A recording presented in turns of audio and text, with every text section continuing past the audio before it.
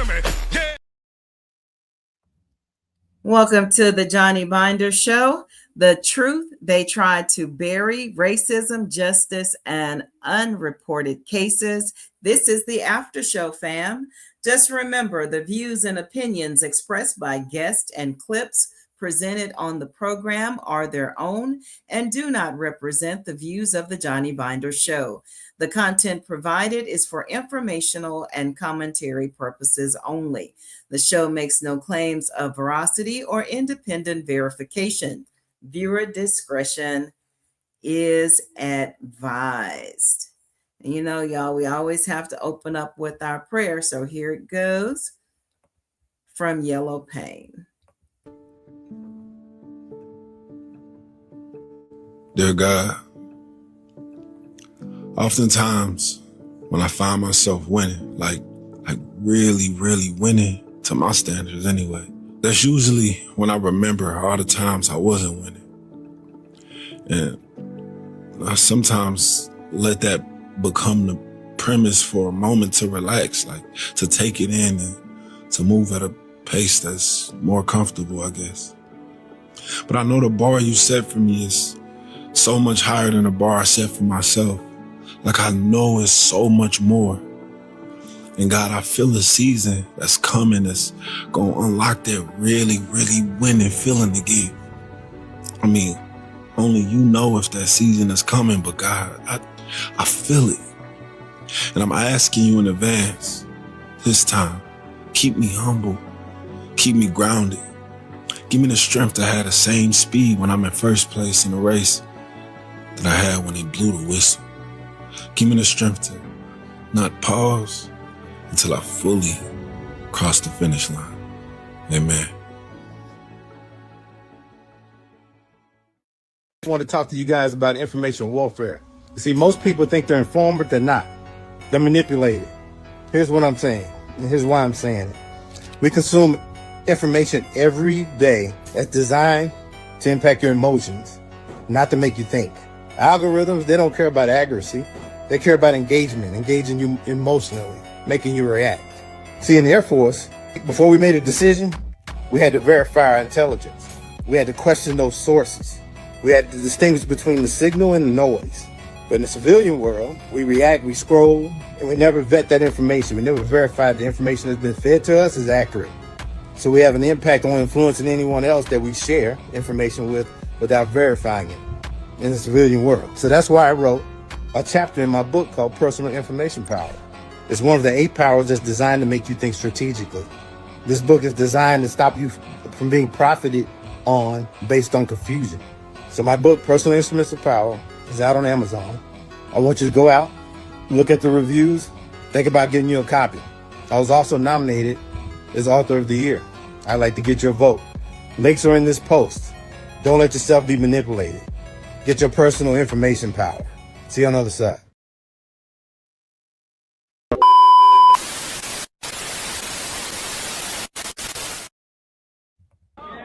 We declare our right on this earth to be a man, to be a human being, to be respected as a human being by any means necessary. Ladies and gentlemen, thank you for part 2 of the show. And in part 2 of the show, the truth they tried to bury, racism, justice, unreported cases. We doing part 2 because we had a special guest in Bali, and he spoke wise like he 90 years old. He brought wisdom to the show that we needed. And Brother Marcus Bob was able to speak to him because he's been overseas. And the young man been going overseas for a while. And I'm proud of him. And he woke us up. And I already knew I was in hell. You know, I know this whole America, what it is. The Wild Wild West. You know, the Wild Wild West. Because every 10 minutes, some woman is unalive. Every 14 seconds, some woman is brutally beaten. Every 3 seconds, some woman is taken by sex. Every 10 years, 1 million beautiful black women been taken, kidnapped. So I know where I'm at. And he's 1,000% correct. And Miss Price was asking a question, TikTok. How did we get here? And then Miss Price asked the question, what could we do to make heaven over here like that? Nothing. The only way we can even get close to that, we would have to have Black Wall Street again to even get close to that. And they messed up 100 Black Wall Streets. I put that out today, Catherine. And it started in 1898. It started in 1921. Because it started in 1906, and I own 1906, a Black Wall Street. We own that. So again, ladies and gentlemen, and I will finish building it one day on 100 acres. But again, ladies and gentlemen, Ms. Price asked a hell of a question. The only way we can do this, we have to get our own banks, our own credit unions, our own finance company, build our own communities, and have us 2,000-3,000 acres doing the same thing the girls doing in Atlanta, but outside Atlanta. They started with 500 acres, now they got 1,000 acres. You have to build something else because America, through the 15 or 20%, I'll give them that many, racist police officer, like Mr. Neiman was saying, just going down the freeway. If they stop you, you're going to my driver's license, you're going to my insurance. Let me tell you, don't have it in the glove compartment. Because if you reach, you may not make it back. Because they're going to say, I thought he was going for a gun. So again, I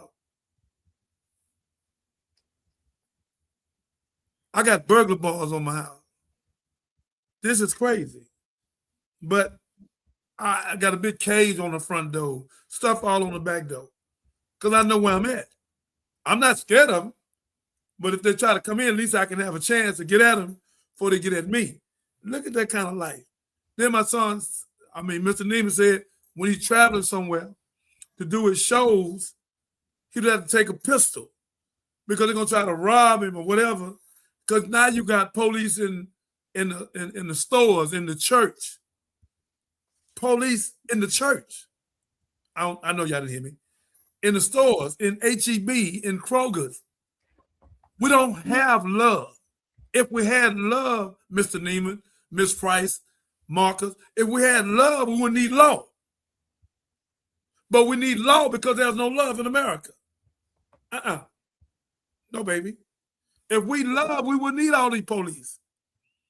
And we have been made into slaves out of the $40 billion a year in Unicorn with 400 different products, and some of the smartest people on the planet is in prison. They making bulletproof vests in Bastrop, where I was at. And in Atlanta, all the matches you see, every kind of matches you can think of, they're making right in Atlanta. The model cars, race cars in Milwaukee and in Las Vegas.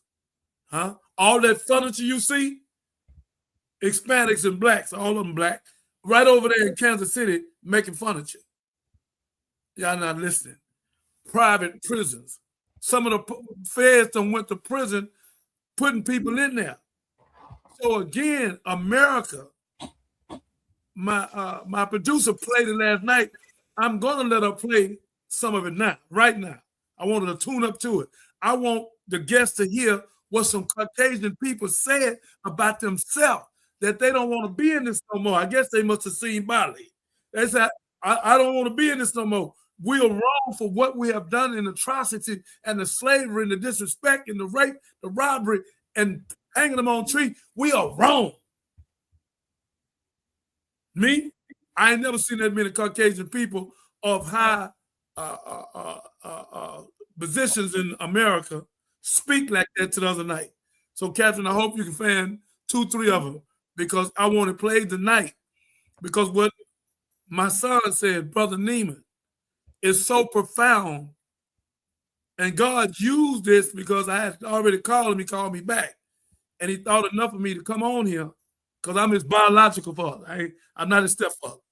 So again, y'all need to hear this, because Ms. Price said, go to Bali. I'm going. I know why I'm staying there before it's over with, but I'm definitely going. I'll be coming back and do some work, then I'm going right back. I'm sick of this. I really am. I'm sick of this. And I'm going to do all I can with my grandchildren and my children, because this is crazy. Everywhere we go, we need 10 guns and bulletproof vests, and you get out, we at the Wild Wild West. And there's no justice. That's the cold part. There's no justice. They locked me up, say I robbed a jewelry store for $1 million in Dallas. So again, and 5 people took the witness stand and proved it. But one white man said I was there, boom, I'm in prison. So again, ladies and gentlemen, I've been feeling injustice. A police officer unalive. I'm in Canada going to Dallas, stop me, handcuff me, bring me back to Houston, put me in a death row tank, and say I unalive the police. I said, well, Chuck, do my hand. I ain't shot no gun, nothing. Shut up, and throw me in there. 14 days later, I was on my knees. I kicked all the trays out and never fasted. I went on an instant fast. And then they found the person in New Orleans. And that's why I'm sitting here now. So again, ladies and gentlemen, this is off the chain tonight. And I want to thank Marcus. I want to thank Brother Neiman, Miss Price, Miss Mills. This is a great show. We're going to cut it up, part 2, and we're going to shock the world with it, because the world need to hear this. Catherine, I don't know where them tapes at, but I want you to bring some of them back. I want the world to see it again about what some of the white folks said. I want Mr. Neiman, Catley to hear it, Marcus, and us. So may God bless you. Peace. And bless you. And I want to say something before we go to that as I add them back to the stage. You said that, and we do need our own institutions, but there was nothing that we can do. And this kind of goes to Ms. Price's question as well. When you were in prison, you said that you were able to keep your mind free by not focusing on your circumstances. Is that correct? That's a fact. So I remember that my grandkids, my G kids, when they were in elementary, they would have them meditate and just take time to chill out and take their central nervous systems offline for just a moment. And I know that's not, some Christians don't believe in meditation, but at least you can do some deep breathing exercises. But to me, Ms. Price, that's what it takes. That's why I can clear my mind and quiet the noise and focus on something greater and higher than myself by actually being able to connect with God in a different way. And I come back rejuvenated, and I have clarity of thought and have new ideas and stuff running all over the place. That's why when you talk to me sometimes, Minister, I'd be like on 10, 12, 15 cylinders. And that's why my mind can work at the capacity that it does. So I'm just putting it out there. If you can't leave physically, you can always leave in your mind. Yeah. And just what I like that Mr. Neiman brought out is the fact of fear. And if we claim we follow God and we claim, we for Christ and stuff, God said he did not give us the spirit of fear. Mm-hmm. So why are we taking on,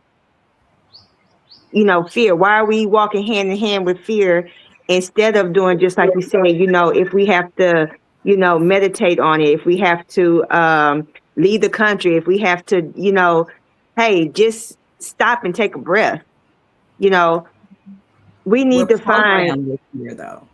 Right. We are programming fear. And some people don't, like Mr. Neiman said, some people just want to stay in their circumstance, like, because, it's familiar. It's where they, they used to, where they're comfortable at, and he's right. We do need to teach our younger generation that, no, you have the right to express yourself. You have the right to know the truth. You have the right to stand up for whatever.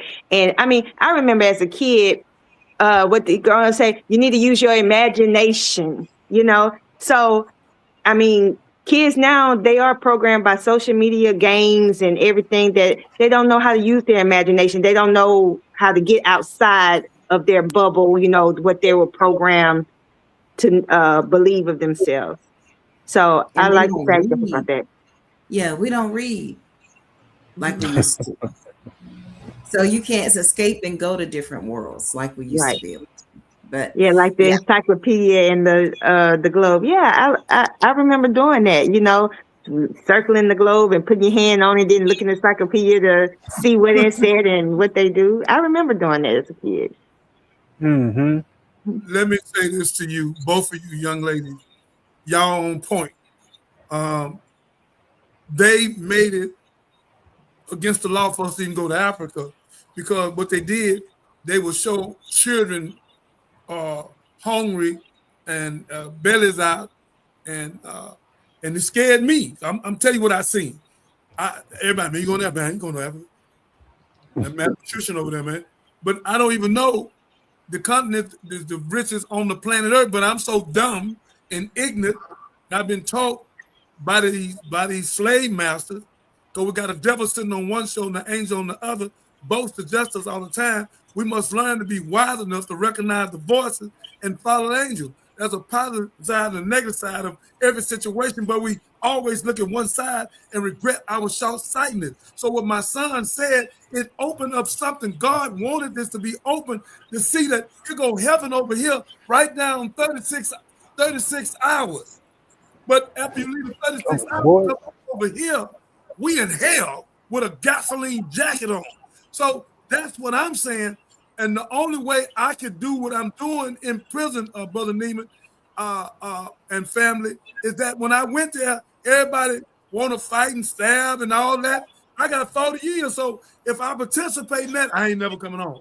So I said, no, man, come on, y'all. Let's make peace. I ain't doing that. Come on, man. I ain't doing that. I had 5 fights. The only reason I had them, they forced me.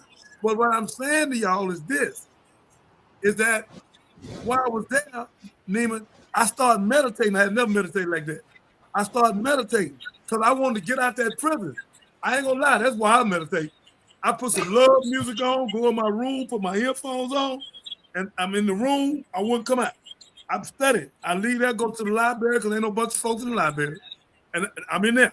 I go to the law room, ain't no bunch of folks in there because I'm running from them. And when I want to deal with them, I go play baseball. And then I work in the common fair for 4 hours because I can eat the meat and all that filth they had in there. So that's how I sure enough went vegan. So again, what I'm saying to you is that while they was playing dominoes, I was playing God knows. And while they thought it was a cemetery, Muslim Neiman, I turned to a seminary. So I had to psychologically and mentally do a psychosocial assessment on myself. And I was blessed that some people came in on 1990 from Scientology, but they didn't tell us it was from Scientology. And they was there for 3 days. And they detoxed me. They gave me a Dianetic. They got all the stuff and they talked about it and the pain and what my daddy did and when my daddy left my mama, when he came back, when my brother got stabbed, all that stuff, we was talking about it. And after the 3 days, Miss Mills, all that stuff went away. So I was moved by that. And I was moved by the nation because it was so many people talking about knowledge, wisdom, and understanding, freedom, justice, equality, food, clothing, shelter, love, peace, and joy. So we had to take ourselves out of the atmosphere of this. The worst thing ever happened to us besides slavery is right here in my left hand. This iPhone buffoonery overrated. We got a 14, we got a 15, we got a 16, we got a 17. It's going to get up to 30 for us over. And here we go. And Xbox, oh my God, don't go there. I have an 11. I have iPhone 11. Yeah, a brother told me Xbox, the Grand Hotel, 1, 2, 3, 4, 5. A dude just told me a week ago, said, Jeremiah, you do know what they do now, right? He said they murder on one you of them. can't unalive, they unalive. They unalive people on there, and the children looking at it, and the children now see over 18,000 murders before they're 18 years old. The little 2-year-old boy shot a 4-year-old boy, shot his brother. But he thought it was going to pop back up. But because the boy with the gun, he was looking at him like, come on, man, pop up. He didn't pop back up because he didn't look at so much of that junk. And he shot the brother, Mr. Neiman. He fired at him. You know you got to watch what you say. Help me out. He fired at him and hit him right in the head. This is exciting. He hit him right in the head. And the little boy fell backwards. So his brother like, come on, man, stop playing. He didn't realize that This ain't what you've been doing. This is real. So again, ladies and gentlemen, with all due respect, America is in Revelation 17, 18, 19. 17 became a prostitute. 18, she became the habitation of devils, from every foul and evil spirit, from every unclean caged bird. And God say, come out of her, my people, and partake not in her sins. America said, I sit as a queen, I feel no sorrow. And God said he will come. And the merchants have waxed rich off of us, diamonds, gold. You're going to see all that in there. All the stuff we buy. Like Nima said, I got to have a watch on. I got to have a big ring on. I got to have a Rolls Royce, a Porsche, because we get jammed into materialistic buffoonery, labelistic buffoonery. And I'm going to unalive somebody to get it. And don't let Christmas come. Everybody's stealing. Everybody's stealing trees, presents, whatever it is. Santa Claus is coming 2 times, and we spend $1 trillion on a myth and a lie. And December's the 10th month. It ain't the 12th month. Decatoma is the 10th month. We didn't have a 10th month. They added the other 2 months, Julius Caesar, July, Augustus Caesar, August. So what my son is saying, we've been duped. We've been duped. Let me give you a little bit of. I'm sorry, I'm interrupted. Come on. Hurry up. I was going to say Julius and Augustus, they did all of that, but it was still winter solstice. It was still whatever December is now. They didn't have months. It was a dead period. So the winter solstice has always been like around the 21st. They made it the 24th or whatever because of the 3 days after the winter solstice. The sun rises and sets on the northern hemisphere at the same point. And so that was always celebrated to the stopping of the days, the nights becoming longer, and the days start to grow longer up until the summer solstice, which just happened a few days ago. I just want to give that little bit of knowledge, but continue. I'm sorry. No, you're on. So, I'm sorry. No, you gotta be sorry, son. Just raise your hand. That was rude. I'm sorry. No, it wasn't. Stop saying that. So again, you know how we are. I teach you to speak up, and I taught you well. Your mother will be proud of you. I'm gonna call her tonight and let her know. Say, baby, he growing. He's still growing. So again, ladies and gentlemen, this is so important. We did a second show. We wouldn't get up to do no second show, but Brother Neiman took us to heaven and trying to get me and Miss Price and Miss Mills and Marcus, wherever he at, and trying to get us out of hell. I don't know where Marcus is, but I came back to heaven. So again, this is not a joke. Every 3 seconds, a woman is taken. I'm going to try it again. Every 3 seconds and every 10 minutes, a woman is unalive. Every 14 seconds, a woman is brutally beaten. And 1 million beautiful black women every 10 years is taken. So again, my brother, my 2 sisters, we in hell with a gasoline jacket on. And God said, come out of her, my people. Come out. He didn't say come out of all people. He used a possessive pronoun, my. Come out of her, my people, and partake not in her sins. She had become the habitation of devils, from every foul and evil spirit, from every unclean caged bird. In Revelation 19, she had become the great whore. America is a whore. They raped us, they robbed us, they pillaged us, they owe us over $100 trillion. They done paid reparation to everybody but us. So we crazy. We don't know our name, we don't know nothing. They stripped us. So I'm just so glad my child was wise enough to God to affect him enough from his mother and me and his grandparents to get the hell out of here and go all over the country and start loving it. And I'm moving the body before it's over with. That's a fact. May God bless you. Not everybody's path has to be outside of the states. I mean, there's still good you can do there. I would suggest moving away from the cities. Yes. That's a fact. That's a fact. It's just, what are you willing to to if we're saying, like you pointed out, that the phone is one of the the biggest things since slavery, that was such a statement. I guess you're saying that the phones are enslaving us or whatever. I'm assuming. Yes. Yes. Then, if that's the case, then what are these things that you're willing to give up to reach whatever type of peaceful life that you want? And I think that can be obtained just about anywhere outside of a active war zone. But Lord, you can't do it in Lebanon right now. But yeah. So I don't want to say everybody's path is to leave the United States, because in some respects it might sound like you're tucking your tail and running. And that's not necessarily the case for everyone.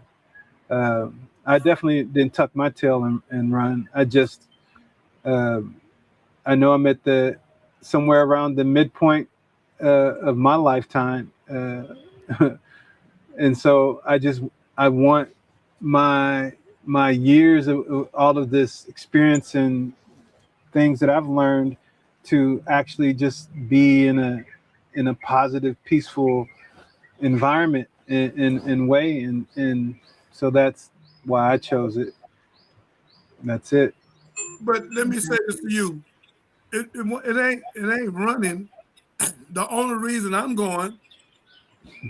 1 minute. I'm not saying you're running. I'm not saying you're running. No, I know. They say hit dog holler. That don't fit with me though. But what I'm saying to you is that number one, I want to spend some time with you. Number two, right. I miss you. But what I'm saying is the peace that I see over there is something I ain't never had. And when I was talking to that sister a while ago, and she walking around peaceful, and she talking about how peaceful it is, and I'm looking, y'all showing me all the trees and the fruit and $250 for a whole week. I'm coming with $1,000 for a whole month. So again, yeah, the second time I probably paid 6 months, but anyhow. So all I'm saying is that we don't know what we're missing because we never had it. Okay, when I used to go out to my ranch, when I had my ranch on Kickapoo, off Megastat, I kind of felt it. I ain't gonna lie, because I didn't want to come back to town. Every time I came back to town, it was. So I'm like, oh my God, what? But when I was out there, I was at peace. I'd get on my bush hog, 5, 6 o'clock in the morning, Brother Neiman. I cut my grass, my 17 acres. I'm rolling. My chef there, they cooking my food.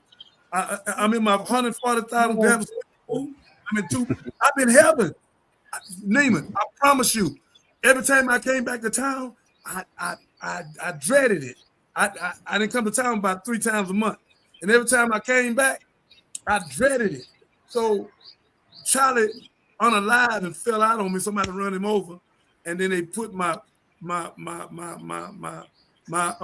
ranch in a probate, and I couldn't beat the probate out because I didn't change the name out fast enough. I already paid him his $100,000 back.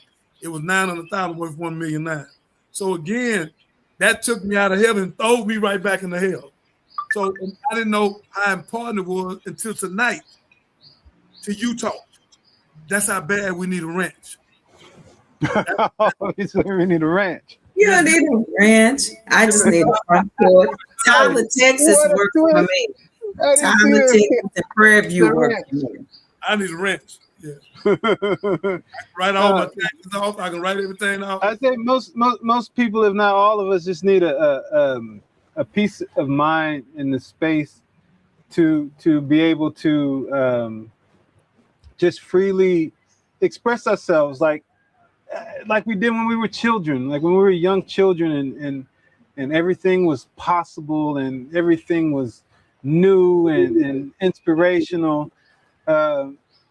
we lose that as adults, primarily because it's all of this whatever, but we don't give ourselves enough space and time. Like I think Miss the Lady Mills was saying, and I have to say, I didn't realize it was a Christian thing not to meditate. That's wild.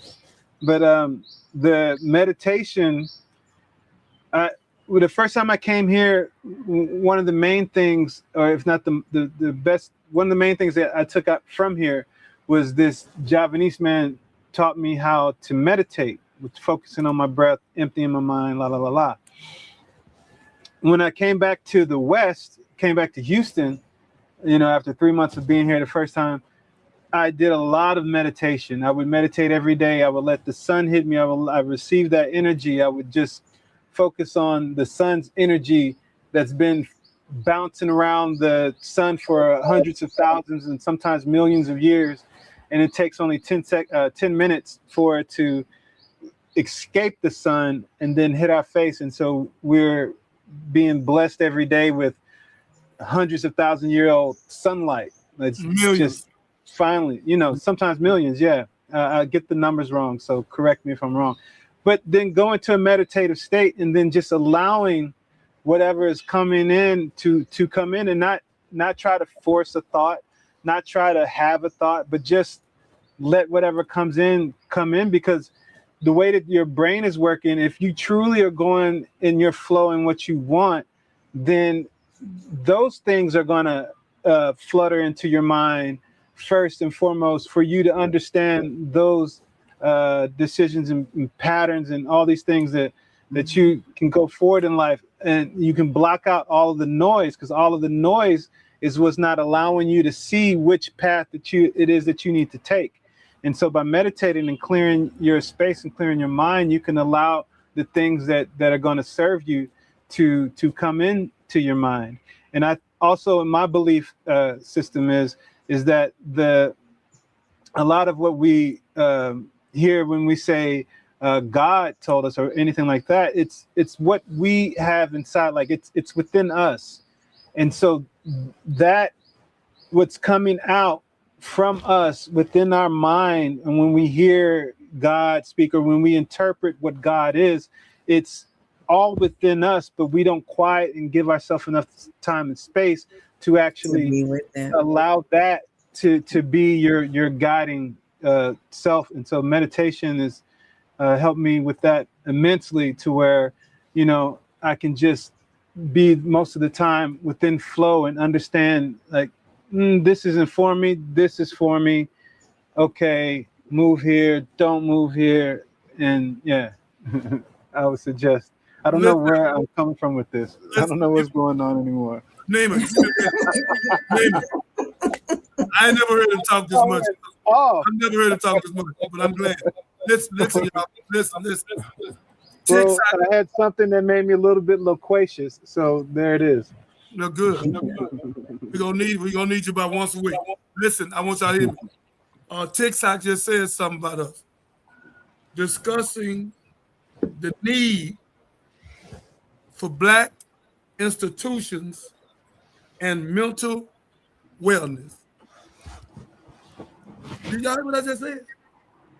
That, brother, it's so many of us need a psychosocial assessment and a dynamic to be able to unalive somebody so fast. And one brother was in Chicago the other day. He jumped out the car at the park and went to spraying the whole park. This just happened about a week ago. I think he shot about 32 of them. Wow. People running. I have some controversial to say that it made controversial in the Black community, I'm assuming. Come on, you know. And this is to touch on what you're saying right now. And you're saying that the whoever it was on TikTok said something about they didn't say therapy. What did they say? They need some sort of institutions. Discussing the need for Black institutions and mental illness. Okay, yeah. So I think the way it was during slavery and after slavery heavily, it was the church. the church was the guiding force, the guiding light. Like you trust in that, and this is the way. This is the way. And over time, through in this modern time that we're in right now, I think it's not, even though I think some people will voice it out and say, yeah, this is not, but they don't truly have that belief system in that. They see cracks in that, and they're just not, something's not catching. And I think that's because there needs to be a different conversation that's outside of the church that can really truly address a lot of the traumas that people have, that individually have, as a community that we have, as a society, that we have. And I think that, I don't have the stats on this, but in our community, we don't go to therapy. We don't seek other ways of getting. We think it's a sign of weakness. We think it's a sign of weakness to go to therapy. We think it's a sign of weakness. Yeah, and but we will go maybe ask our pastor or somebody in church, but those answers a lot of times are just passages in the Bible, the existential, like it something's not connecting in this modern age. I mean, the passages are about 2,000 plus years ago, what they're talking about, and you're relating your life to that when you have all sorts of things going on in your life that you're not feeling. And I don't think people are understanding like what's going on with them, and they need to modernize. I agree with the TikTok guy. They need to modernize and figure out these, like, how to move forward in that. I was lucky. I was pursuing a woman in France, this Dutch woman, and I just went out to go see her, and I ended up living out there because it was just, you met her, Kira. And so what I didn't know is that they had a psychiatrist there, and they were doing a lot of, people would come to this farm. We were in the middle of France on a horse farm, and people would come about 5 minutes down the road and then come to our farm and like relax. But they would come to go see him because he was a psychiatrist, and he would have all these different types of therapies mixed with Eastern and Western ways, down from India to Asia to whatever. And he was able to get to, which most of the situation stemmed from the childhood. But I was just there because I was there with the girl. But then I was in the group therapy sessions, and they started asking me questions and getting into me. And then boom, I was in therapy.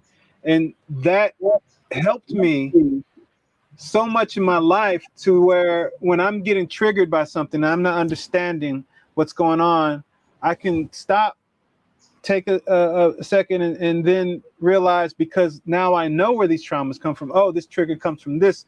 Like maybe it's an abandonment issue. Maybe it's something that happened with, from I don't know, from me being mischievous when I was a kid. This is how I am because of this situation. And then I can stop and assess, and then I can have peace over it because I have understanding of it. And I'm not this unknown feeling that just popped up that was associated to something that happened a long time ago. And but I have this feeling and act on this feeling because, we are human. And a lot of times when we do that, we make the decisions that don't favor us. And that's why a guy will go out into a park and spray up the park, because he doesn't understand how to work with whatever it is that's triggered him, and to actually go pull this trigger. And these are things that I agree with the TikTok, that we need some real professionals and let go of the stigma, whatever it is in our community, that we shouldn't go and seek. Don't call it help. Just, you need to understand we all go through something, and we need to understand what that is and learn how to process that out so that we can have a healthy life. We can forgive not only those, but we need to learn how to forgive ourselves for different choices that we made that we didn't understand while we made, and things like that we haven't forgiven ourselves for, and we put all that and projecting on others and stuff like that. But I digress. I'm taking up all the time. No, thank you. But I want to go back to something you said about the church. And this is what I think a lot of pastors don't have formal training or knowledge. And so they go back to and pull those, will give you a Bible verse when you're struggling with mental health. Because some of it could be spiritual, and then you have some of it mental. But I think the pastors that are better trained and have actually went to school for it. Mm-hmm. And this has been my experience. Have been more helpful in guiding me and saying, okay, Kat, so we talked about this. We've had our group therapy here in church, but I know XYZ counselors. If you want to go seek counseling, go to counseling. So they were big advocates of that. I was blessed to be in that situation. But I know a lot of pastors just felt called. They didn't have any formal training. So all they had was the Bible. So that's why they don't really, to me, that's why they don't push the mental health. They see everything as being some kind of spiritual or religious experience.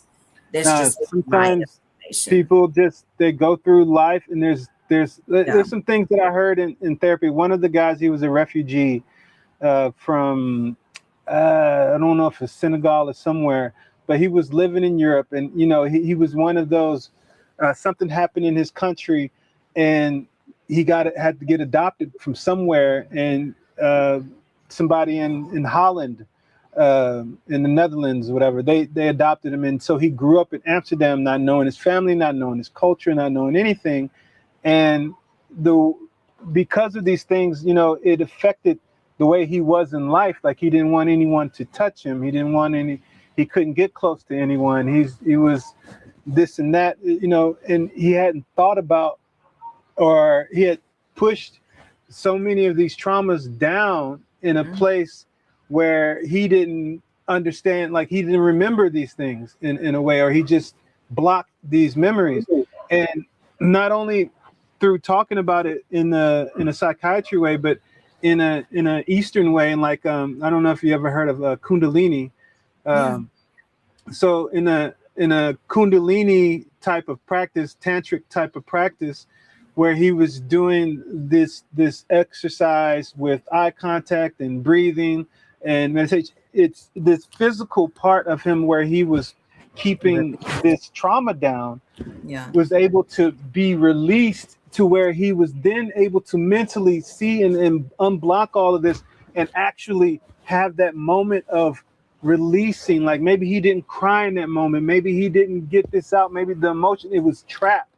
And his physical everything, and it just comes out. It was amazing, like, transformation to see that in real time. And then now he can go forward in life understanding, like, hey, it's not his fault.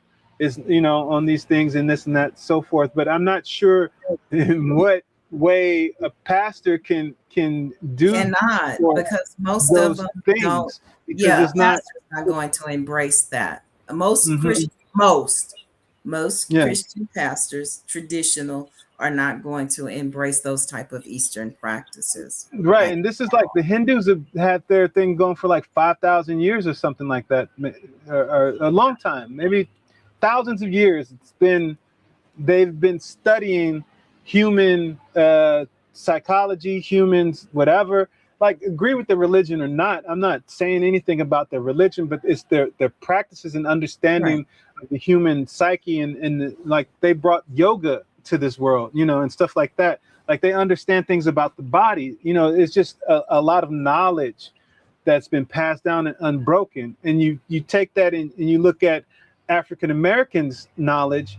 We were separated from our family, separated from our history, separated, like, purposely.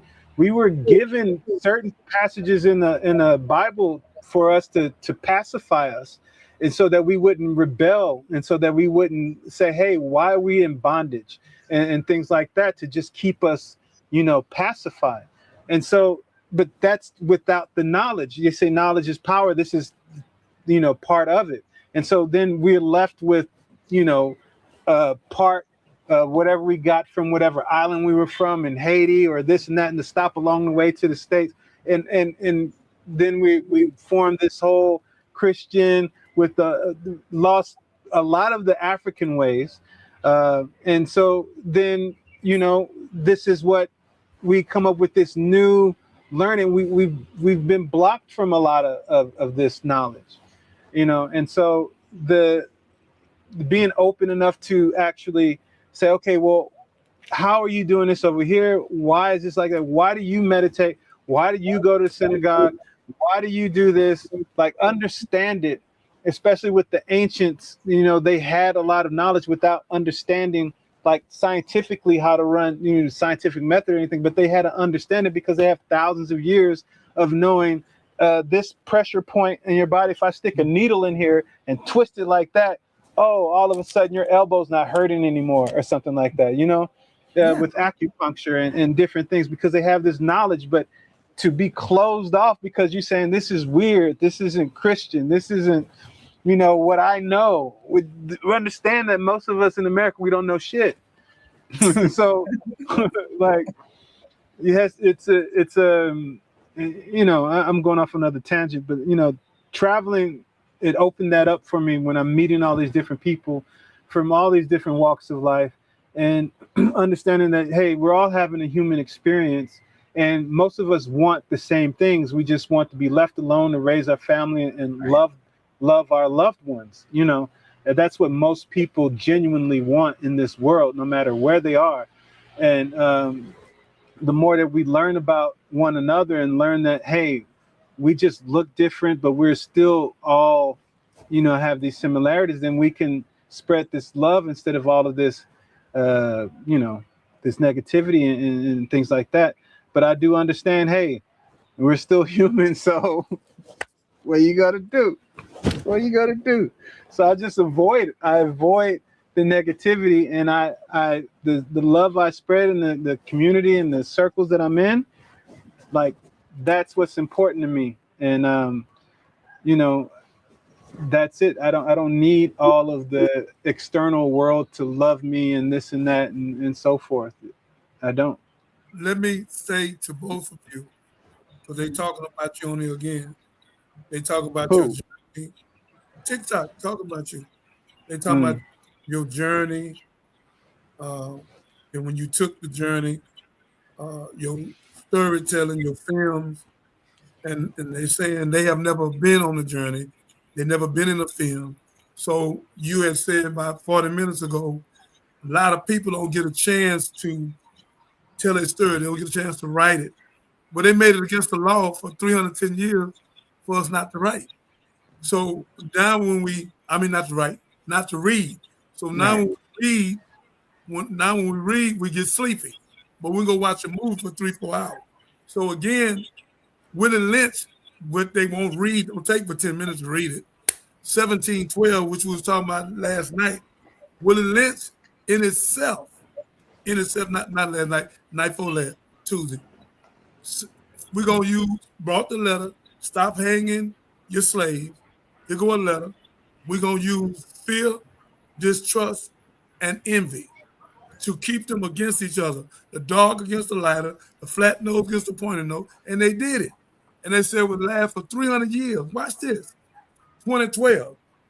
We're in 2026, going to 27. But it said it would be a perpetual cycle. The perpetual cycle means that we never learn.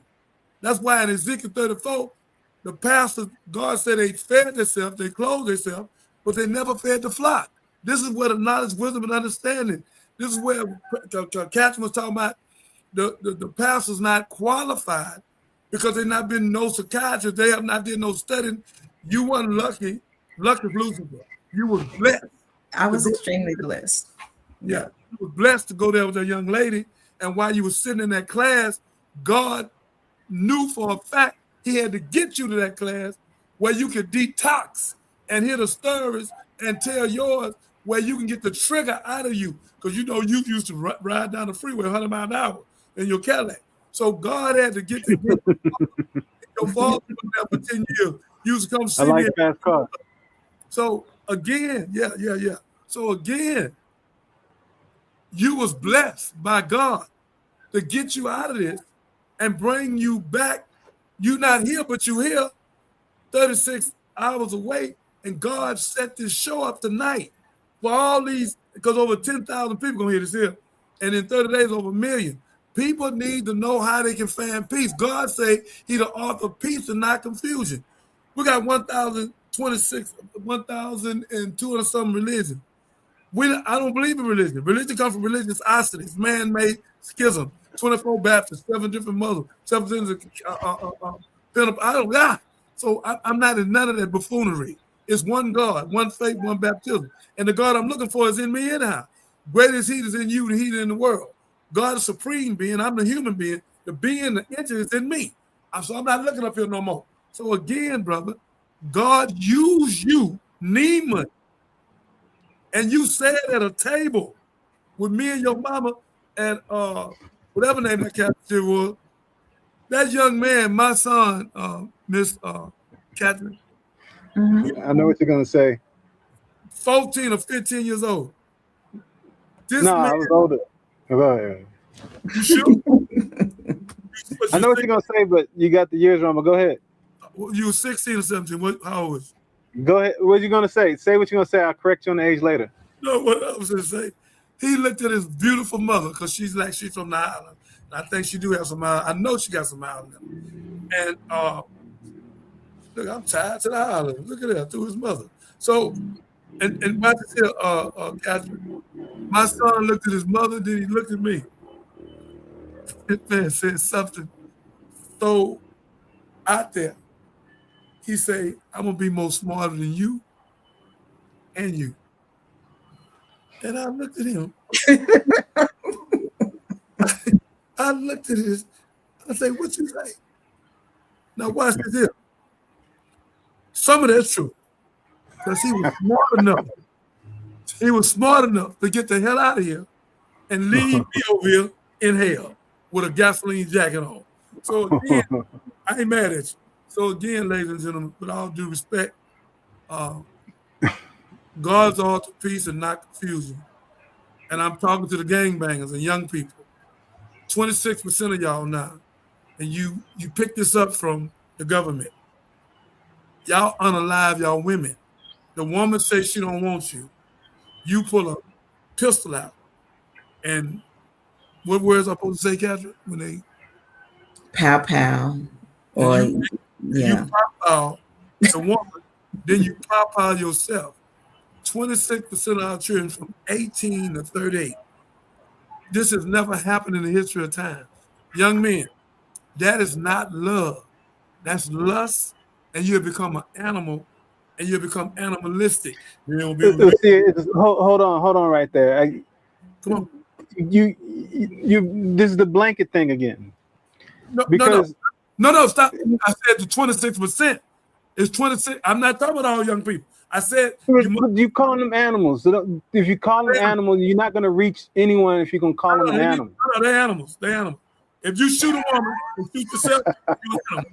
It's in the Bible. Listen, but you got if you unalive a woman and then unalive yourself. I'm not disagreeing with that. What I'm saying is that the ones that you want to reach are the people that are before they do the unaliving, right?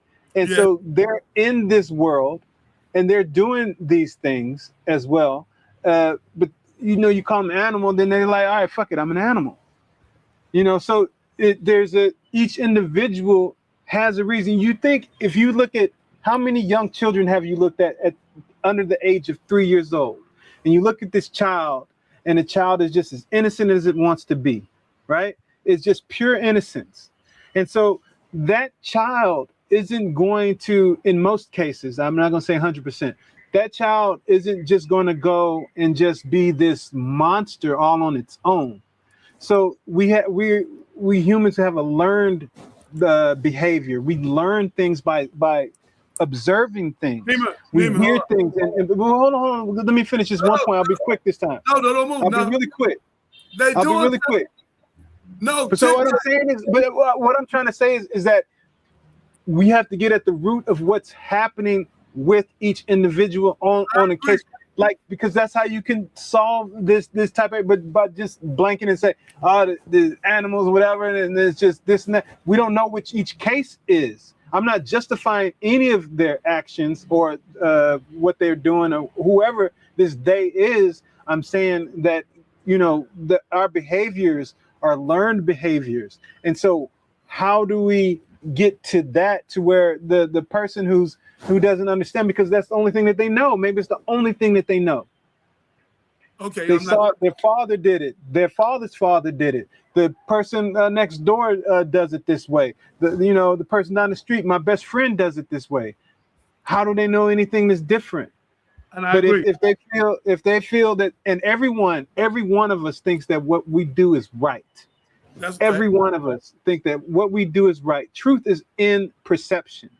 So if you're telling someone, hey, you're this, and they're like, yo, but this is what I know. This is why am I this? Then they won't receive what they need to receive. I And so agree. that's the only reason why I interjected right now was like, yo. I said I'm a pro, but you don't know what's happening over here. See, when TikTok do this here, Neiman, everything you said is true. TikTok just said something that wasn't true. TikTok, let me go What's back. that? No, this them now, sir. Do I need to get on TikTok? No, listen. TikTok. We ain't said nothing. We ain't cursed. We ain't unalive nobody. Only thing I said, and my son was saying, all of them potential just ain't got to be an animal. That's in the Bible, so let me put the context on it. In Romans 1, 24, 25, 26, 27, 28. Y'all can read it for yourself. If I'm wrong, I take my this telephone and throw it on the freeway. But it happened to be there. Romans 1:24 say, professing to be wise, yet become fools. TikTok.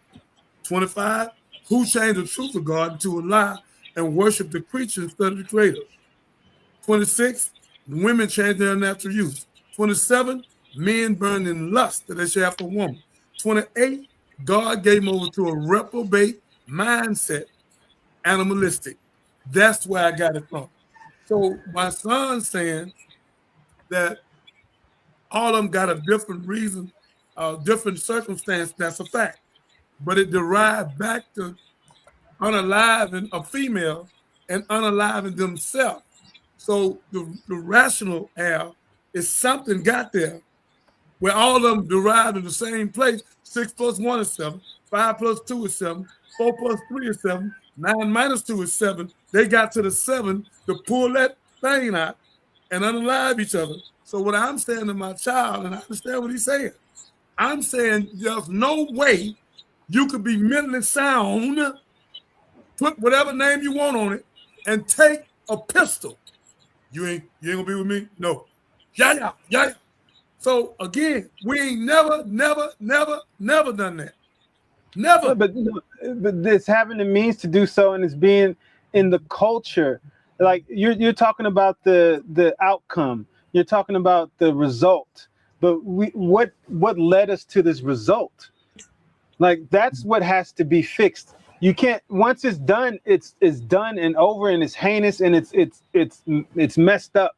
It's whatever. But how do we stop that from the beginning? Okay, what led you to this, and what led you to this, and what led you to this, and then start understanding more and educating people on what's okay and what's not okay, and the reasons why it's not okay, and to the younger and younger generations, and this problem can't be solved overnight. It's going to be solved over generations, but it has to be generations of understanding. Understanding is where you can not have the fear of it. Understanding is where you're not anxious about something. You were saying something about finding the peace. Finding the peace, it's not hard. It's not easy, but finding the peace is not being in the past, which brings depression. It's not being too far into the future, which is going to breed anxiety. It's how present can you be in the moment, in each moment. The present is where you find the peace. But if you're haunted by stuff that happened in the past, if you don't know how you're going to pay your rent or feed yourself tomorrow, then you're anxious, then you can't have any peace because you can't be present in this present moment with your child, this present moment with your family, this present moment with yourself and the things that you want to do with your life that makes your heart beat.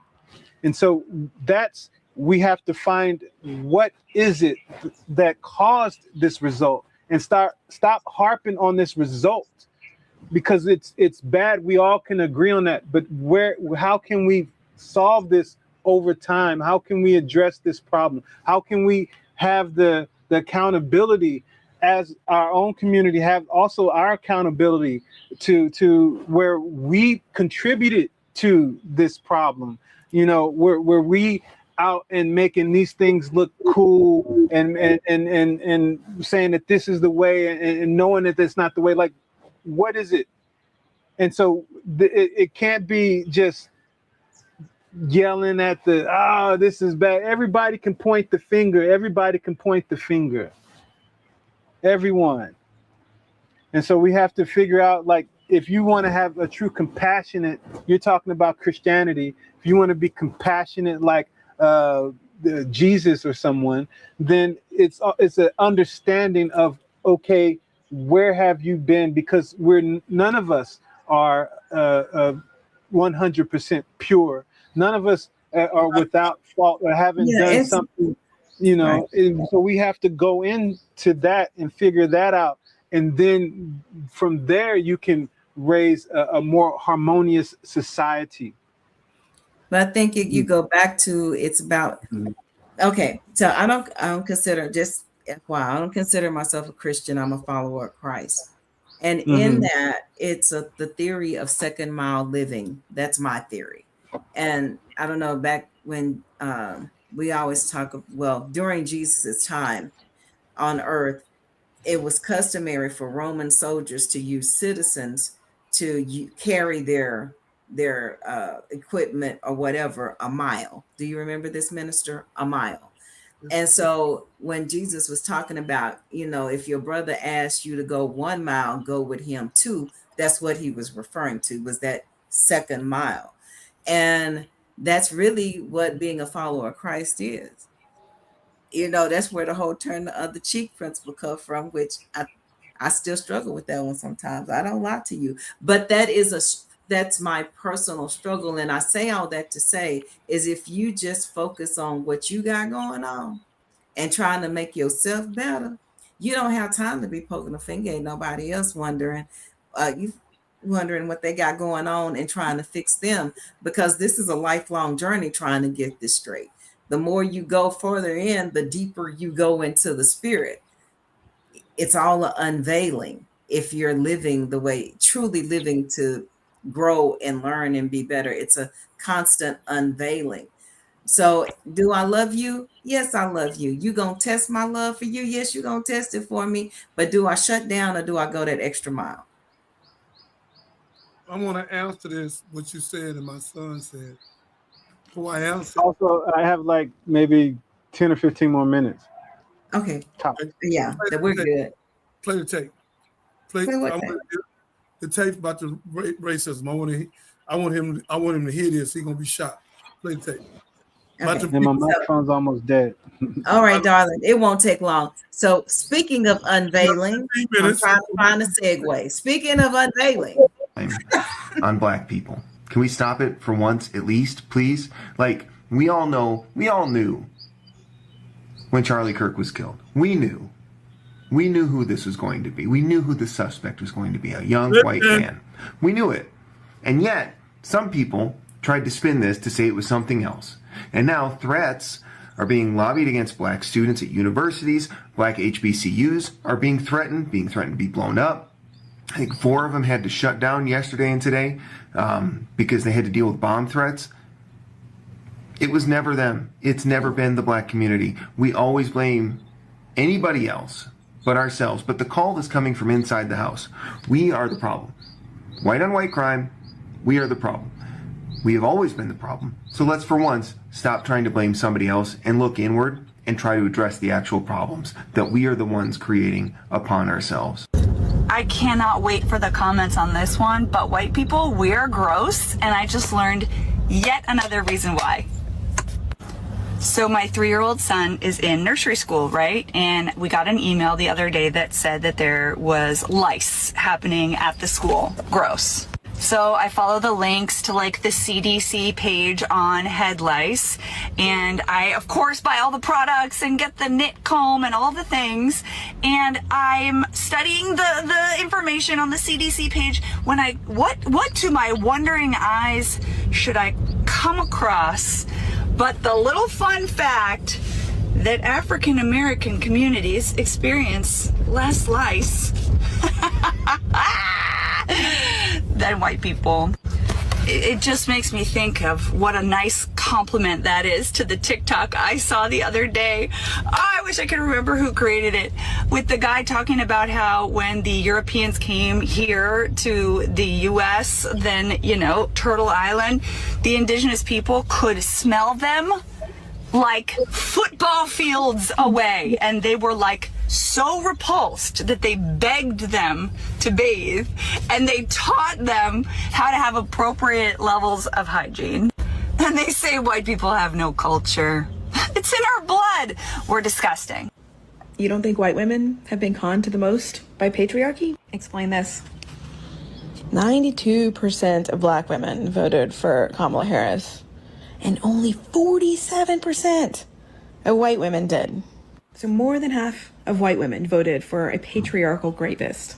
Why? Because they were the most conned by patriarchy. Sure, patriarchy runs thick in all of us, and we all do have to deconstruct. But because of patriarchy's intersection with white supremacy, it hits different for white women. White women are told, yeah, white men might be the most powerful in society, but you can live in their houses. You can have access to the places where these men go, to the places where influence happens. You can just influence your husband to get the world that you want, because your husband will be the most powerful in this society. Patriarchy says, yeah, you have to submit to men. Men will always be higher than you, but you get to be higher than everyone else. And this is how patriarchy subtly convinces white women to help them enforce white supremacy culture. It says, yeah, you can't be at the top of the ladder, but we'll give you the second rung, higher than the rest of them. Patriarchy doesn't make the same promise to black women or to Latino women. It doesn't work so hard to con them because it knows that they're likely already sufficiently oppressed by white supremacy and likely capitalism too. Patriarchy does its best to get white women to buy into the idea of hierarchy. It needs us to, because if we didn't,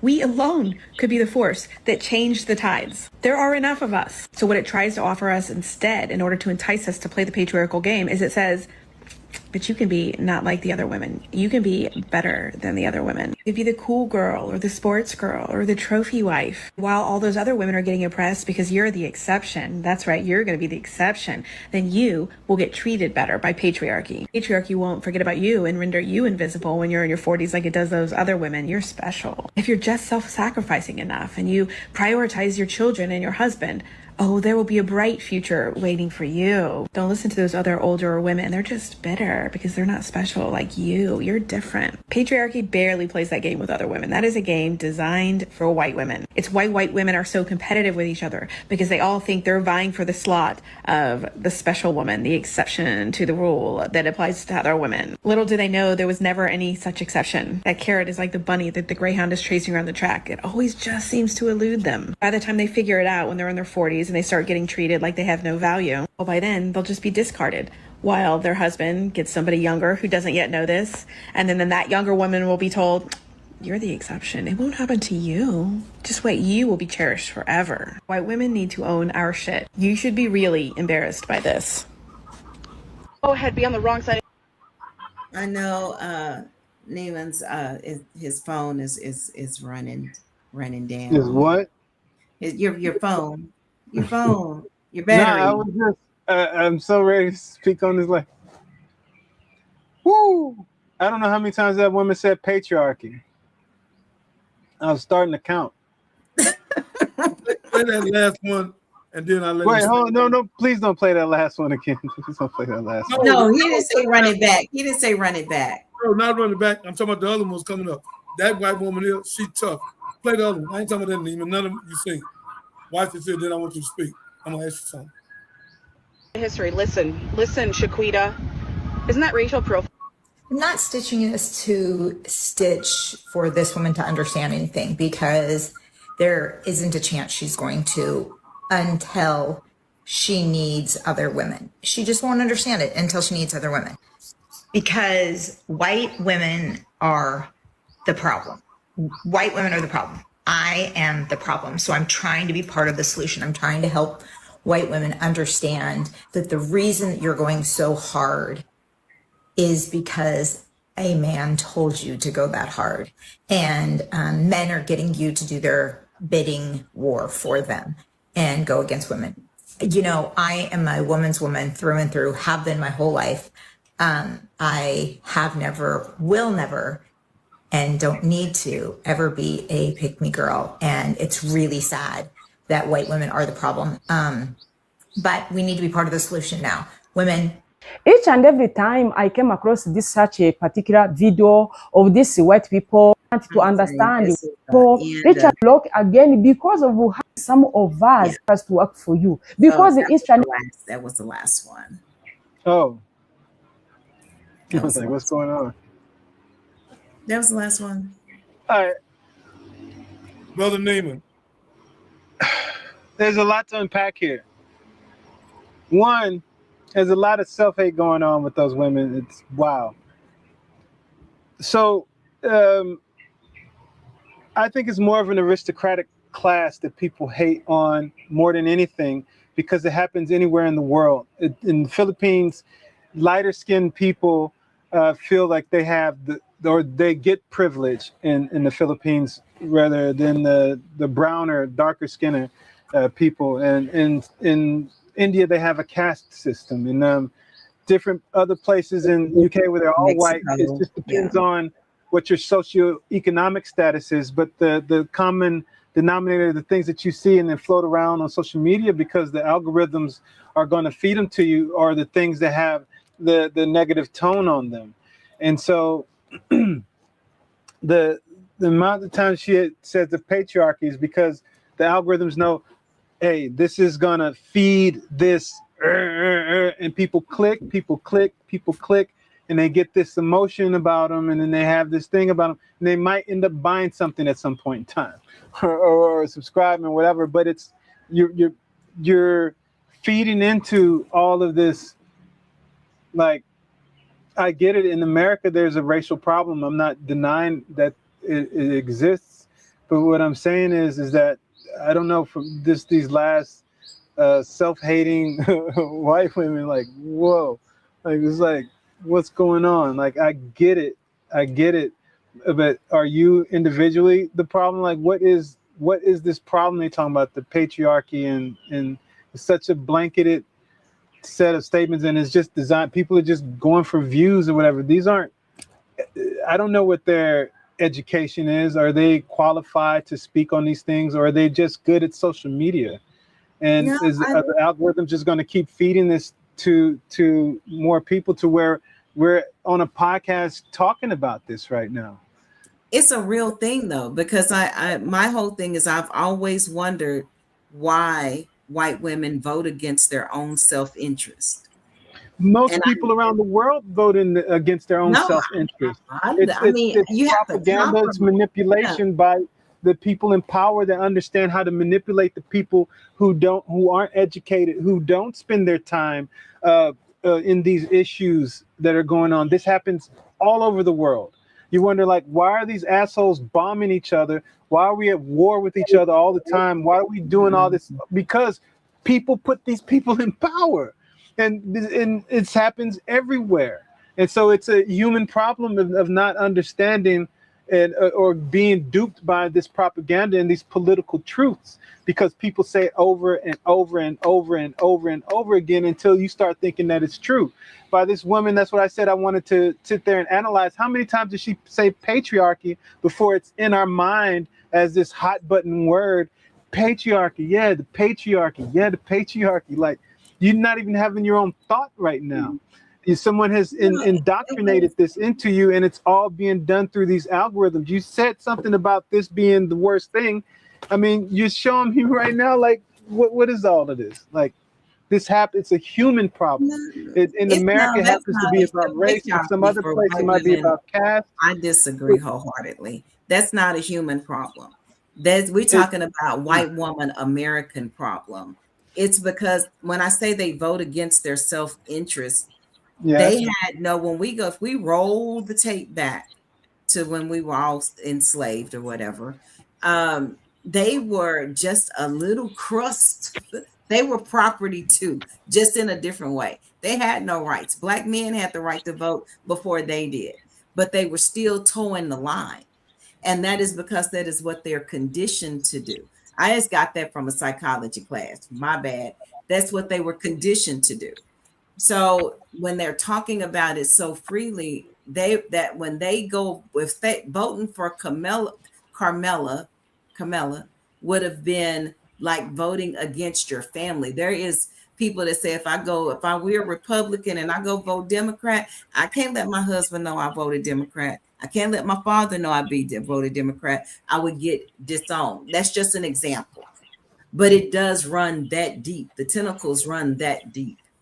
Well, I'm saying there's different reasons for that, but I'm saying to you, in a democratic system, anywhere that you have on the planet where there's a democratic system where people vote for their leaders, people are being duped by whatever reason, and it just depends on what the history is, what the culture is, what's the disconnect, why is this society in this place and in that place. In America, like I said, you're pointing out the racist part of it, but then you're stuck on that, and you're pointing out the patriarch part of it. Then you're stuck on that. I mean, that's around the world, the patriarchy. I mean, it's even harder in a lot of countries. Saudi Arabian women just got the right to drive just a couple of years ago. Like, they couldn't even drive. So this is I don't know if they vote for president. I don't think they vote for presidents in Saudi Arabia.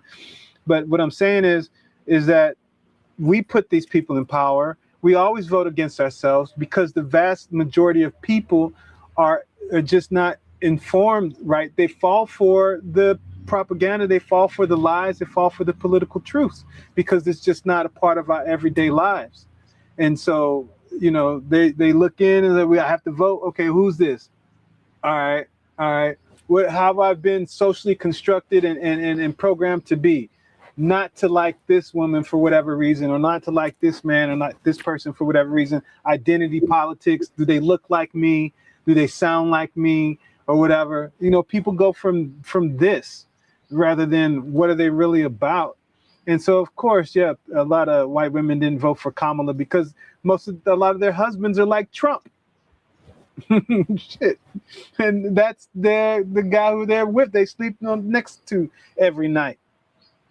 That's who they feel comfortable with, no matter what, patriarchy's been doing to them, or, they're voting against their own self-interest and stuff like that. Like, they're going off of a different set of whatever, but that happens everywhere in the world. And so for me, like, instead of making it a racial issue, is making it to how can we stop being programmed like this as a human being. And that's just not having the apathy towards knowing what your current events are, what the world politics are, and a general understanding of the way that the world works and is working within your society as well. And many people don't know these things. I would say the majority of people don't know these things. They learn it maybe in high school so they can pass a grade, and then they forget it because they're like, well, what do I need it for in my life? And so when it comes to the point to where these politicians who are in power and they're saying, hey, I know you don't know, here's something that you like based on whatever study, your brain is going to like this color, this person in this suit wearing this tie, saying these words that we know that are in the ether. They're saying patriarchy. We know you're against patriarchy. Well, okay, Neiman, I'm not that naive. I'm not saying you. I'm saying the majority of people are. May I speak? You two done did all the talking. Can I say something? I might got off topic. Now, I want to say to both of y'all made a lot of sense. But what I want to say to you first, Catherine, you own the point, and Neiman came back and hit it. Out of 100% of the marriages in America, in 5 years, 89% of the people divorced. Guess what? Economics. So white women not like black women. White women get married for money. Black women try to get married for love.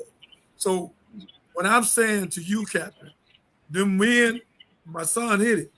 They told their wife to vote for Trump. Yeah. That's what they did. So again, a lot of the women was conscious. They knew Pamela Harris was more smart than them. They knew she would do more. But on the strength of their husband and their livelihood, and if he found out she voted, they went that way. So again, we dealing a society that has not even say slavery was wrong. We're dealing with a society saying get rid of Emancipation Proclamation, get rid of Juneteenth, get rid of Martin Luther King. Now, if you get talking about getting rid of Martin Luther King, the only man I know was humble enough as Jesus, and you say get rid of him. So again, Catherine and my son, America need a complete psychosocial assessment. And America built on bloodstain. America built on rape and robbery. They've been doing it, taking it. Like right now, we got 194 farmers. I didn't know we had many black farmers. And they had $5 billion. Trump took their money, stopped the wrong. Now 90% of them is about to be foreclosed. They don't need but $50 million. Now we got Oprah Winfrey, Jay-Z, I keep on calling. Roland Martin had to go on the TV, and I went behind it, begging them, hey, y'all, let them folks to fit. We got over 100,000 acres. The land been with us over 100 years. I didn't know that. I didn't know we farmed that much. So again, Catherine and Neiman, we won't see it in our time. It'll be 50 to 100 years before we might get there. These see people, what? Systemic racism. We live in one country. I'm talking about America. I ain't talking about Biden. I mean America. We live in one country with two realities. One separate, one equal. One rich, one poor. One predator, one prey. One black, one white. One rich, one poor. Sexism, classism, and racism have already divided America. They think they better. The Milner Law has been proven that the black woman is the mother of earth. The Milner Law and Dr. Lincoln are anthropologists. So they keep thinking, I'm better. You're not even white, this white. You European, I'm not black. The rest of me is black. So again, Catherine, we dealing with wisdom, knowledge, understanding, freedom, justice, equality. And they don't want to read Proverbs. Well, Solomon had. God made Solomon the most wisest man in the world. So this is why you hear these women and men giving themselves up now, okay? Because what Pope did, and I end and give it back to y'all, the Pope stood on national TV. No Pope has ever done this. And say what we did to black people was wrong. We enslaved them, couldn't read, took their culture, took their God, whipped them, raped them, beat them up, everything you could think, set them on fire. The Pope said this. He said, we'll owe them a pardon. He's talking about pardon everybody. He said, you talking about somebody crazy? We made them crazy. So again, Catherine, then some black man throw about $200-300 million on the table and say, let's start paying them. I've been trying to pay that table. So 153 countries, 150 countries voted that they owe us reparation, which is going to be over $100 trillion. I ain't going to take mine to Galleria. So I'm buying land. Apartment complexes, everything. I'm still going to pay. So what I'm saying to you, Captain, yeah, I got to have money coming in every month the rest of my life. So what I'm saying to you, Captain, with love and respect, is that these people, 3 countries voted against us. America, Argentina and Israel. What the hell are we doing giving Israel $18 billion a year and don't give them the black? Oh, before you go on Israel, I just want to state for everyone, I'm not suicidal. That's it. So again, so what I'm saying, before we leave, we know you're not suicidal. So what I'm saying, ladies and gentlemen, is that we need the man on this TikTok said it. We need to do something with our wellness. They have wellness call where the police come out and check the house. But we need a wellness with our mind. And we need a psychosocial assessment and a dynetic. The dynetic is to get the baggage out where you stop being triggered. My son was not luck is Lucifer. He was blessed to be around that young lady, and he followed her, whatever he did, because she was beautiful. And all that, because I met her, she's super intelligent. So he got a chance to be in that class, which we all need to be in class. Everybody in America need to go to the class, because we all in a hospital. So again, we need to deal with this racism, and it's bad. And Donald Trump, through Israel controlling him, because he's a puppet and robot, through Israel controlling him, he had set this thing out, and God allowed it, where we can see the dominance of this racism. Now it's coming out. So that's who they are. When somebody get drunk and cuss you out and call you N-word, it was already in them. It just took the alcohol to get it out of them. So again, young man, what we have to do, and I end with this, we was at 1.3 trillion. We're 2.4 trillion now. Until we do what China did right here on Bel Air, we need our own private banks, our own institutions, our own credit union, grow our own food, have our own water coming so they can't poison us. We need our own. We need our own like China. So we can have our own and deal and attempt to have the peace. We'll never have the peace you got over there, but get close to it, at least 40, 50%. But me, I'm gonna have a ranch and I'm gonna have Bobby. Them two places I'm gonna have. So again, ladies and gentlemen, thank God for my son.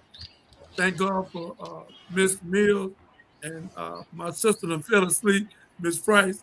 And thank God for Marcus coming on. Son, you got this thing hot. And I'm gonna text you what they're saying about you. They say discussing. Look what they say about you. They say what? Discussing systematic racism, economic challenges, and share your perspective. And the other guy talking about you traveling over there. And a discussion on culture, accountability, and the need for understanding. TikTok be saying something. Okay, here you go. Discussing mental wellness, trauma, and the role of faith. Share your thoughts. Discussing the need of mental health support in the Black community. We need mental health. Well, I'm so glad y'all hitting on this mental health. Come on.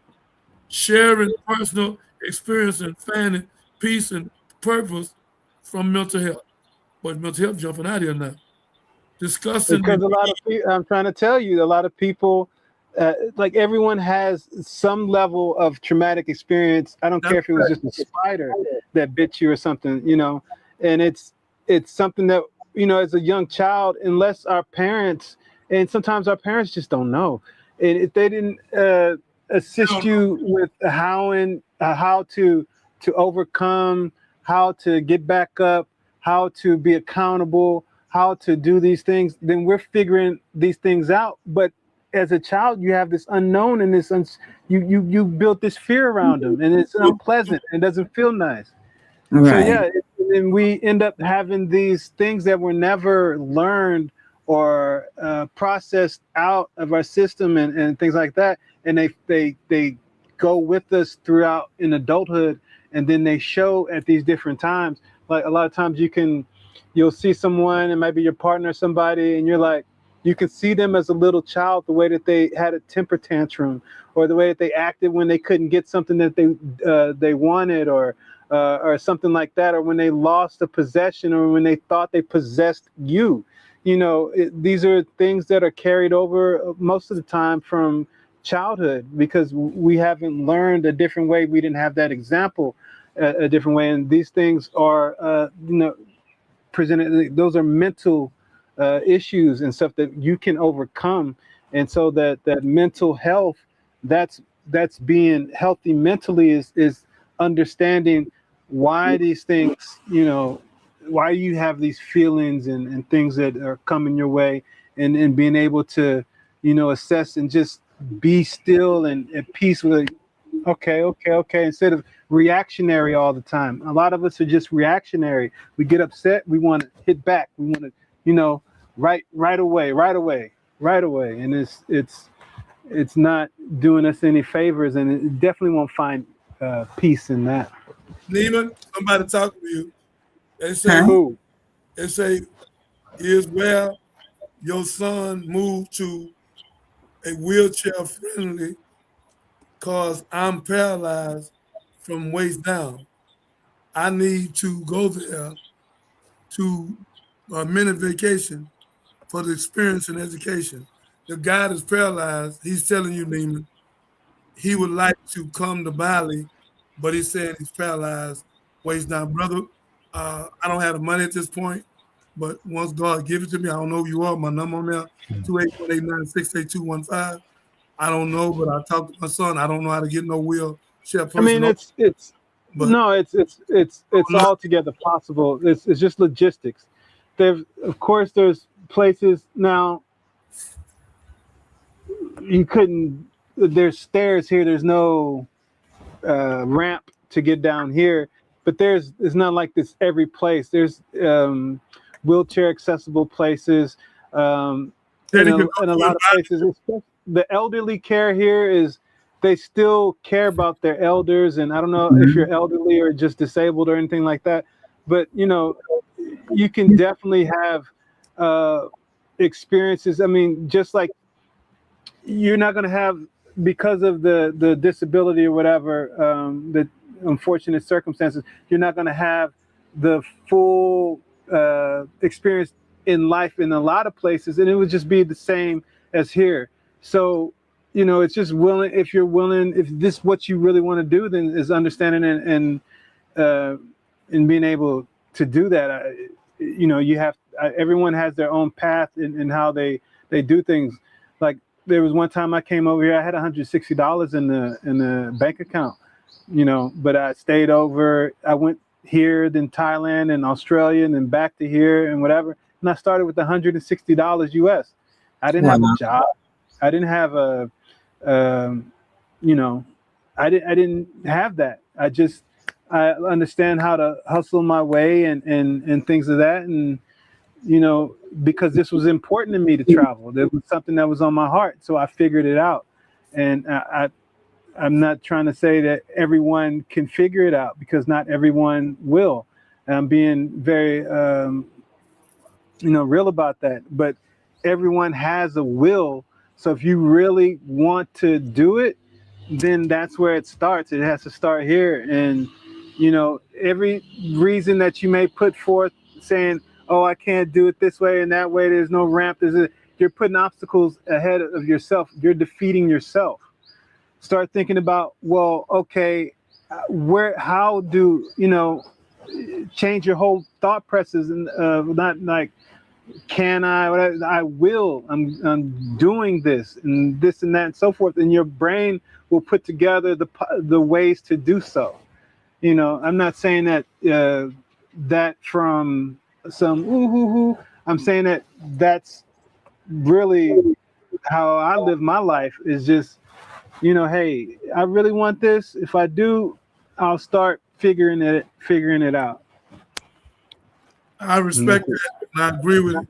Let me say this here, young man. Your name is Shelby Legend. I want to thank you for thinking so much of me, but there's no way Johnny Binder, Dr. Jeremiah would ever run for president in America. Let me tell you why, brother. Number one, they're gonna shoot me. That's number one. Yeah, because I'm a Malcolm X and a Martin Luther King mixed in one. And they know they can't buy me. The NRA ain't gonna be able to buy me. So they ain't gonna be able to flip me, politics. And let me say this to you, brother. I'm gonna do the best I can. That's a good one. God has given me to take this show. I'm at 30 million now, me and Catherine. We're gonna make 100 million. We're gonna get $1 million contract. We're gonna have a studio with 200 to 300 people in it, and I'm gonna touch millions of people from Bali to back here. So when I'm not here, they can just send me the link there. But again, brothers, I love you all, and I want the best for y'all. But we need mental health, and we have to do it for ourselves. We can't wait for the white man or the government to give us no mental health. We have enough doctors that we can do psychiatrists, psychologists, and the LPC. I ran a behavioral health clinic for 10 years.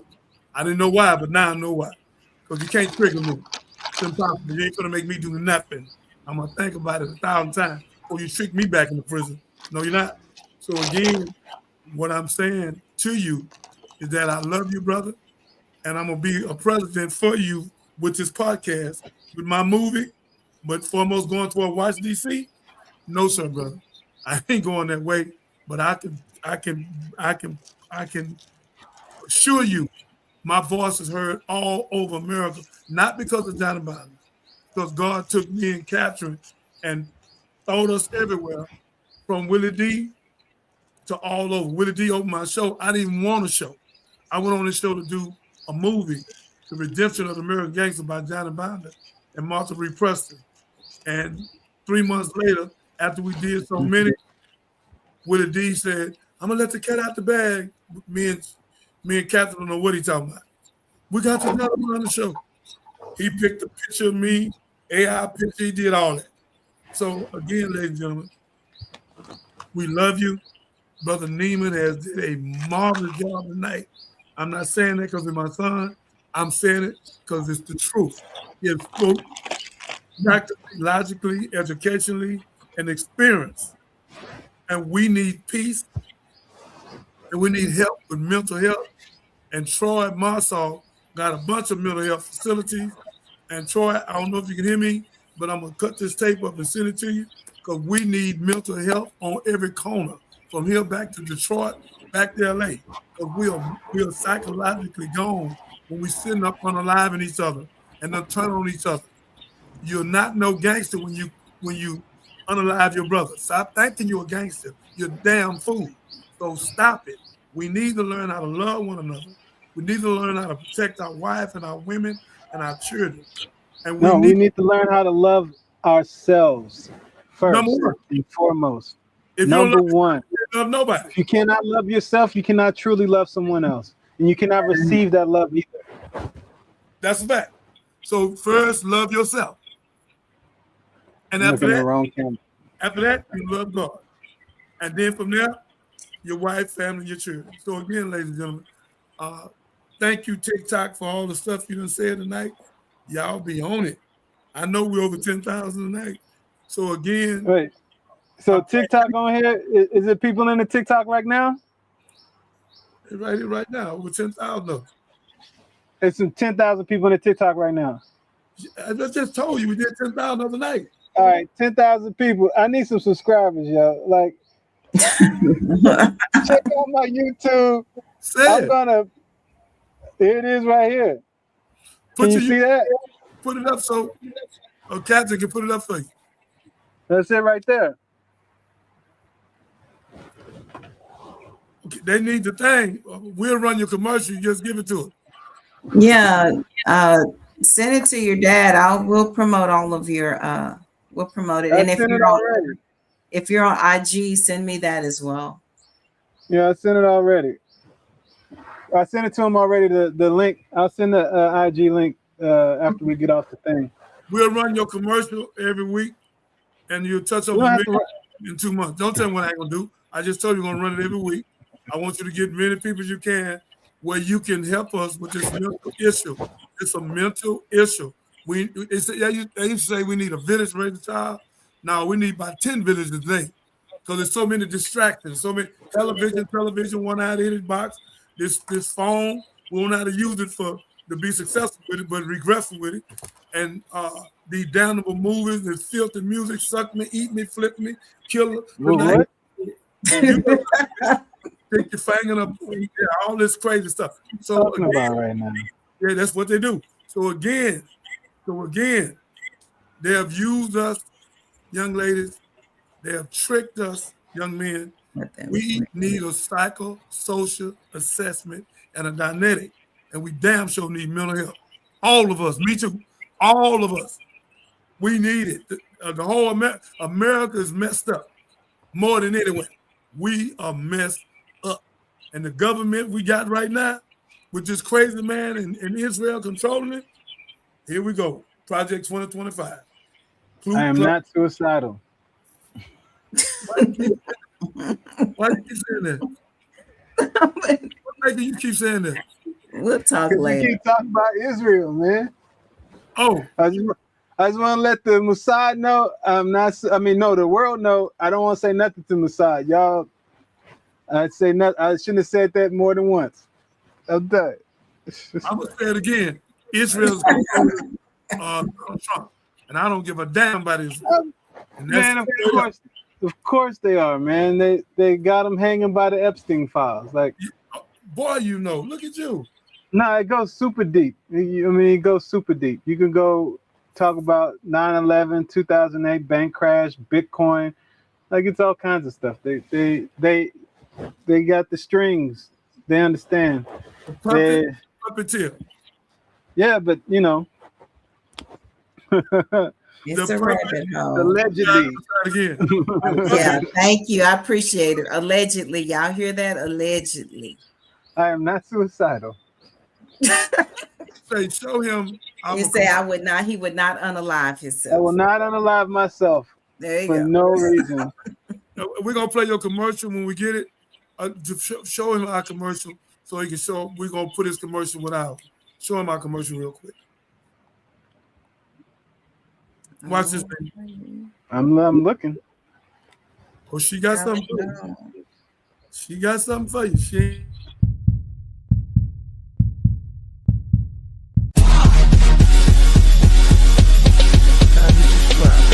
You helping me, Captain, all the rest of us save my life. Yeah. Listen to me. Yeah. So that y'all celebrate us and help us open up vocational schools and save our kids and our kind. You don't want to do that. You want to sit in the back like a house nigga, a fool, and do what you do. Because I have 5,000 heaven-making angels around me. And anybody come against me, God is going to destroy them. I can name all the people that come at me. God has destroyed them, have created problems in their family. Yeah.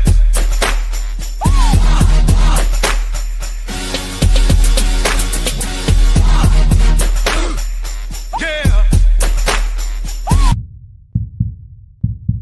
So again, ladies and gentlemen, what I'm saying to you is that the black woman is the mother of earth. She has melanin in her skin, right here, melanin. The sun is her friend, not her enemy. Yeah. Yeah. Listen to me. Yeah. 90% of your crew is snitching.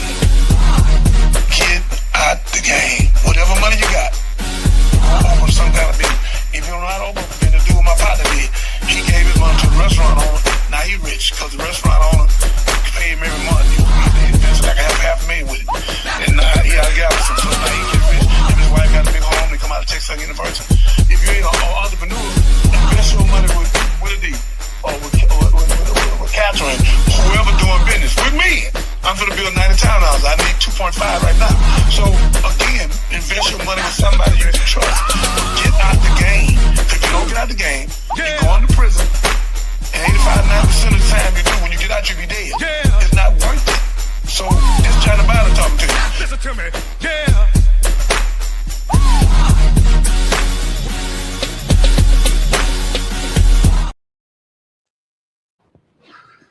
We're back.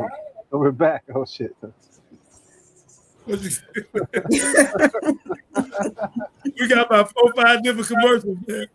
We ain't playing, man. I finally saw the comments on the StreamYard. I wish I would have known they were on there earlier.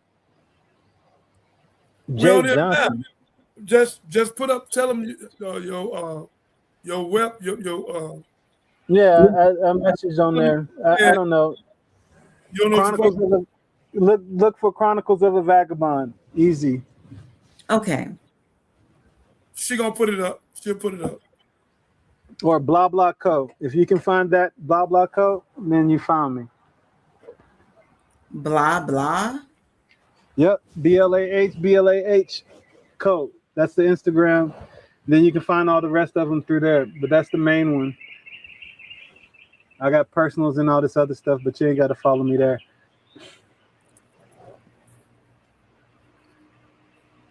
He says 10,000 people watching this right now. Right here, right now. That ain't counting YouTube or Facebook,